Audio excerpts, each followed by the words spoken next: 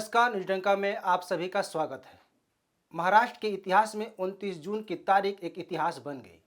इस तारीख को बाला साहब ठाकरे के बेटे उद्धव ठाकरे ने मुख्यमंत्री पद से इस्तीफा दे दिया था। उद्धव ठाकरे ने शिवसेना के हिंदुत्व एजेंडे को छोड़कर गैर वैचारिक पार्टियों से गठबंधन कर सरकार बना ली थी और मुख्यमंत्री पद की कुर्सी संभाला था। लेकिन 29 जून की रात को विधायकों द्वारा बगावत करने के बाद उनकी सरकार अल्पमत में आने के बाद उन्होंने इस्तीफा दे दिया था। उद्धव ठाकरे के इस्तीफा देने के पीछे एक लंबी और सियासी कहानी है, जो फिल्मों की तरह, जिसका अंत कभी सुखद तो कभी दर्दनाक होता है। जिसका नतीजा यह निकल कर आया कि उद्धव ठाकरे के हाथ से शिवसेना पूरी तरह से निकल गई और एकनाथ शिंदे बीजेपी के साथ जाकर मुख्यमंत्री बन गए।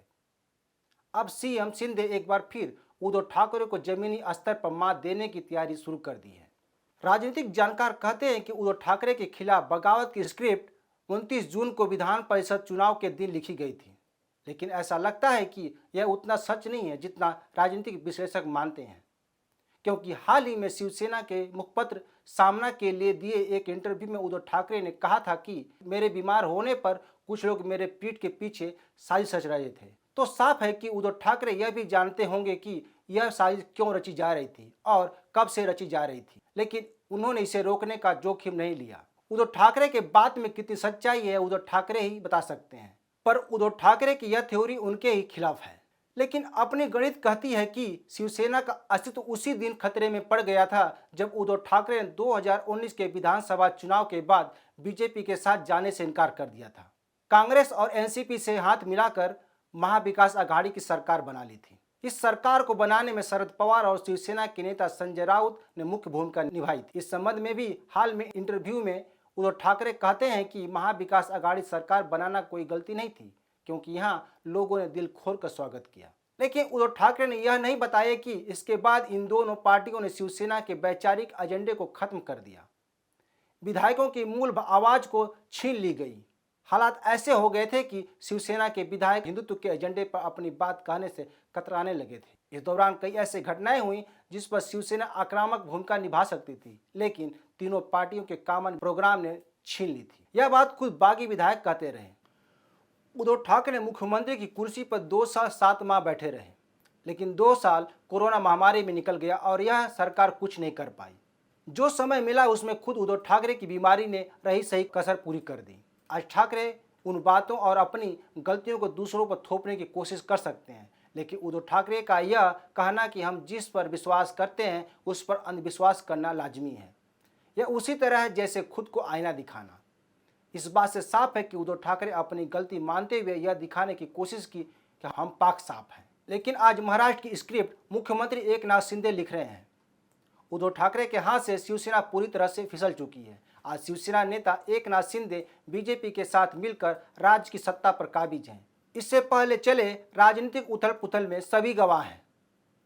आज एकनाथ शिंदे और उद्धव ठाकरे एक दूसरे के सामने हैं। दोनों ओर से कई मामले कोर्ट में हैं। अभी महाराष्ट्र में शिवसेना की जंग कोर्ट तक ही सीमित थी, लेकिन जुझारू नेता एकनाथ शिंदे जमीन पर उतर आए हैं। शिंदे के मुख्यमंत्री बनते ही शिवसेना के सांसद और विधायक उनके साथ हो लिए हैं। शिंदे गुट को लगातार समर्थन मिल रहा है। सीएम शिंदे पुराने शिव सैनिकों से मिल रहे हैं और उन्हें अपार समर्थन मिल रहा है। इसी कड़ी में पिछले हफ्ते गजानन कीर्तिकर से मुलाकात की थी। इसके बाद उन्होंने रामदास कदम से भी मिले थे। इसके अलावा लीलाधर दाके और शिवसेना के पहले मुख्यमंत्री मनोहर जोशी से भी मिलकर समर्थन जुटा रहे हैं, जो उद्धव ठाकरे को एक झटका है। एकनाथ शिंदे लगातार उद्धव ठाकरे की चाल को नाकाम कर रहे हैं। 29 जून को उद्धव ठाकरे ने अपनी सरकार के अल्पमत में आने पर मुख्यमंत्री का इस्तीफा दे दिया था।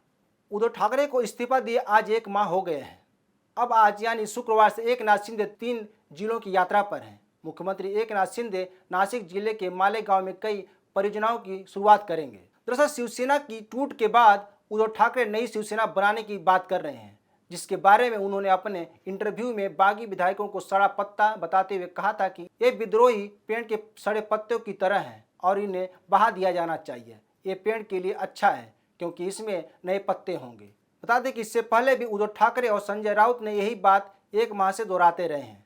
उनके बयानों में गद्दार, पीठ, छुरा, खंजर के अलावा कुछ नहीं होता है। उद्धव ठाकरे के इंटरव्यू में कुछ नया या सनसनीखेज नहीं था, जो उद्धव ठाकरे की छवि को गढ़ सके। ये उसी तरह था जैसे कोई स्क्रिप्ट लिखा हो और उद्धव ठाकरे उसे पढ़ दिए हों। दरअसल इस इंटरव्यू के जरिए पूर्व मुख्यमंत्री उद्धव ठाकरे की छवि को गढ़ने की कोशिश की गई थी, लेकिन इसमें संजय राउत और उद्धव ठाकरे नाकाम रहे। यह एकनाथ शिंदे के सामने उद्धव ठाकरे को सिंपैथी वाले मुख्यमंत्री दिखाने की कोशिश थी, ताकि आगामी चुनाव में इसका लाभ लिया जा सके। लेकिन उद्धव ठाकरे पुराने ट्रैक से नहीं हटे और यह भी शो फ्लॉप रहा। इसमें महाविकास अघाड़ी सरकार में रहते हुए विवादित बातों को उद्धव ठाकरे को अपना अनुभव बताना चाहिए था।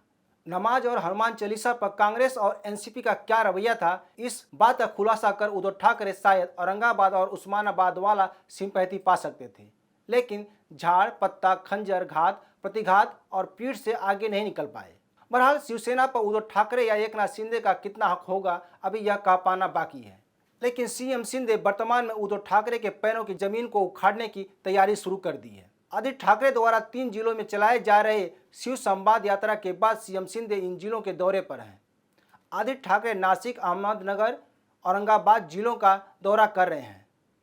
मुख्यमंत्री एकनाथ शिंदे भी इन्हीं जिलों के दौरे पर हैं।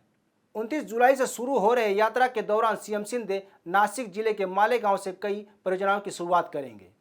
तो यह वीडियो अच्छी लगे तो शेयर, लाइक और कमेंट जरूर करें। ताज़ा खबरों के लिए न्यूज़ डंका ऐप को डाउनलोड करें, हमारे यूट्यूब चैनल को सब्सक्राइब करें। धन्यवाद।